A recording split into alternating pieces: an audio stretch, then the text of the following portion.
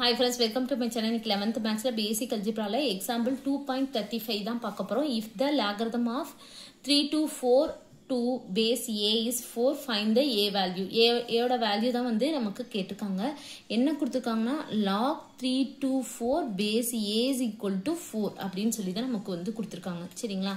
அது log b base a is equal to c இந்த மாதிரி இருந்ததுனா a இருக்குல a க்கு பவர் c கொண்டு வரணும். a க்கு power c is equal to இந்த b ஐ இங்க கொண்டு வரணும். சரிங்களா? அதே மாதிரி தான் நம்ம இதை எழுத போறோம். a ஓட வேல்யூ தான கேட்டிருக்காங்க அதனால. அப்ப a க்கு பவர் இத எழுதிக்கிறோம். equal to இந்த பக்கம் இந்த இத எழுதிக்கிறோம். சரிங்களா? 3 to 4. இந்த 3 to 4 க்கு l டிவிஷன் நம்ம வந்து போட்டு வச்சுக்கிறோம். ஃபர்ஸ்ட் இப்ப 2 ஆல போட்டோம்னா 1 ரிமைனிங் 1 இருக்கு 12 ஆ மாறும் 6 இது 2. சரிங்களா? அடுத்து 2 போட்டோம்னா 8 1 அடுத்து 3 போடணும். 3 போட்டோம்னா 2 ரிமைனிங் 2 இருக்கும் 21 னா 7. அடுத்து 3 ஆல போட்டோம்னா 9 அடுத்து 3 அடுத்து 3.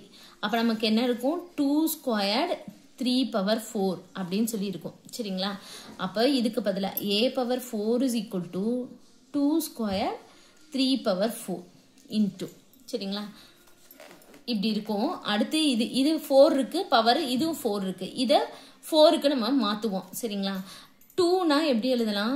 2 equal to √2 into √2 ன்னு எழுதலாமா? √2 into √2 ஓட வேல்யூ 2 நமக்கு தெரியும்.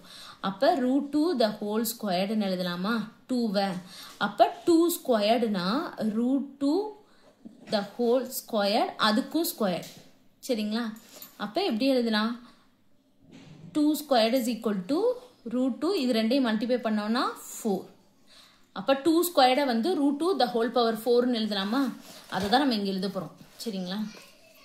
அப்ப a power 4 is equal to √2 the whole power 4 into 3 power 4. அப்ப நமக்கு பவர் ஃபுல்லா சேமா இருக்கு. சரிங்களா?